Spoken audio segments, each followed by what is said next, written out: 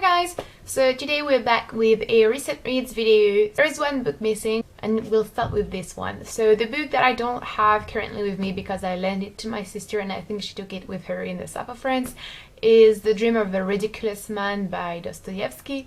It is a very short read. When I first started reading Dostoyevsky, I remember I was not so charmed by his sort of very bitter, dark, absurd sometimes universe. But with time, reading more and more Dostoyevsky and going beyond the actual literary work, I have come to love a lot more his work and find it very interesting in relationship to many different philosophical or even ethical themes. So basically the story of a man who wants to die, and on his way back home where he thinks he's gonna commit suicide, he meets a small child, a little girl.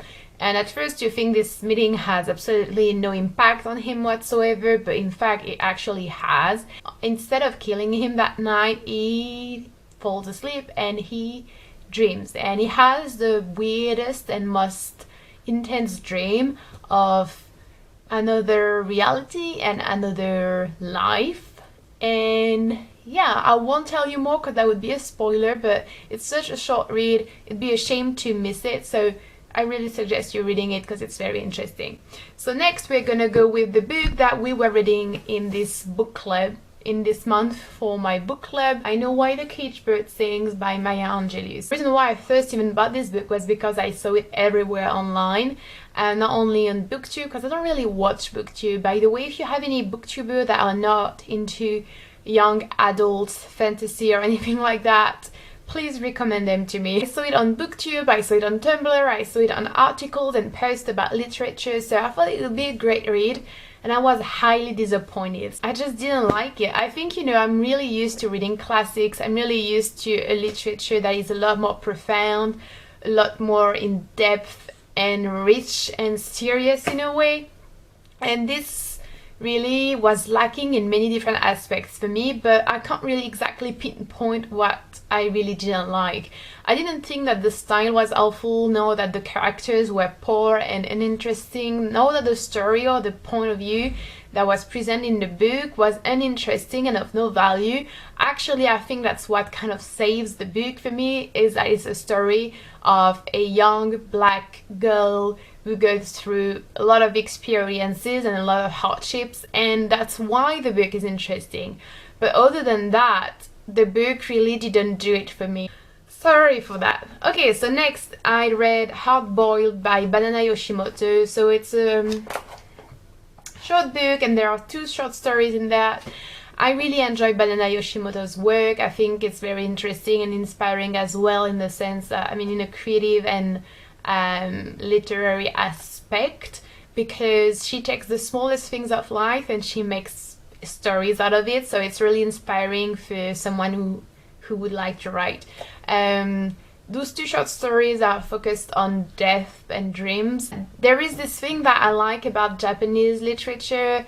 It's just this, you know, it's very similar in a way for me to Russian literature, even though very different at the same time. It's this power that authors have to create stories starting from nothing and to make them really full, you know. And it's wonderful because in Japanese literature I feel like you don't have access to the inner life or the feelings or the emotions or even the mindsets of the characters in the way that you have access to them in Western literature, yet you still manage to really connect with the characters, which I think is very impressive. And another Japanese author, I read Edogawa Rampo, that's the name of the author. And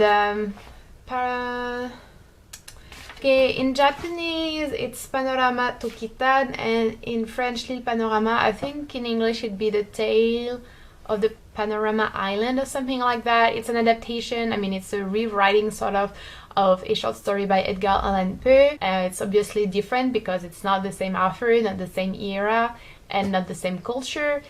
I did like it. You can feel the distance. I mean, if you were to rewrite this right now, in our day and age, it'd be much different. And I like the sort of classiness and the sort of elegance that, you know, older, like the beginning of the 20th or the end of the 19th century have when it comes to writing horror or dark novels or mystery or thrillers. I think it's so much nicer, you know, it makes you a lot more interested and has this sort of melancholy and nostalgic touch to it that adds so much to the book. It's disturbing, it's not, I mean, it's disturbing and it's nice. It's disturbing, it's very creative. Some people could dislike it because of the heavy descriptions and because of the lack of, it's kind of, I'd say it's a bit of a style exercise, it's a bit of a writing exercise, you know, it's not really about the content, it's a lot about the aesthetics and the writing style and the imagery and whatnot. So if you're not into that, you might not like this. I read Le Mythe de Sisyphe by Albert Camus. So if you know me a little, you might know that I'm not a big fan of Camus. I think this might change with that book, with this book. I really enjoyed this book. So basically, I started reading it this morning and I finished it in like 2 or 3 hours. It's not an easy read. It's basically a mixture of literature, literary analysis and philosophy, focusing on the absurd and the question of suicide. Mostly, if to put it simply and briefly, to wonder whether it's worth living and keep on living once you understand that life is absurd, and if suicide is not in fact the only logical, honest and brave answer to life.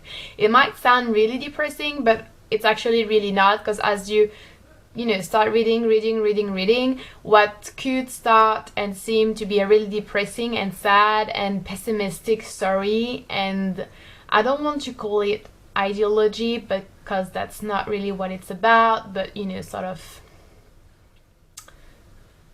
thought process, we'll say it like that, evolves to something a lot more hopeful and a lot more interesting. I will research it a bit more after filming this video because, you know, you want to clarify a few points, but definitely worth the read, definitely different from the rest of the work of Camus, even though there are also similarities between them.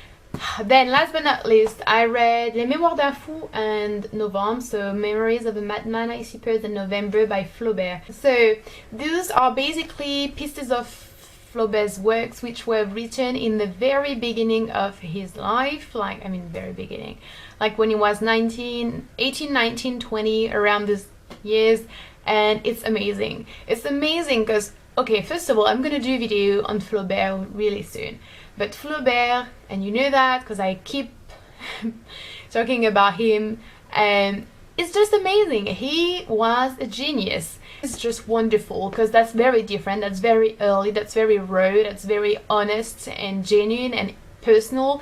So that's wonderful. If you like an author and you have access to that kind of writings, it just feels amazing.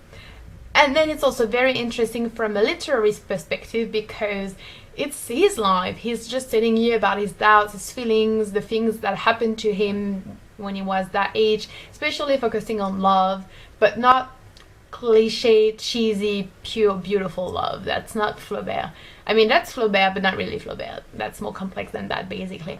And so you have access to that, and you can clearly 100% see the future works of Flaubert. It feels so nice, you know, when you read books that you don't like, I'm sorry, but I know why the cage bird sings, and you feel like, oh my god, it is just not exciting, it's not intense, it doesn't make me feel full, it doesn't fill me up with intense emotions and sort of like, I don't know, just this sensation of beauty.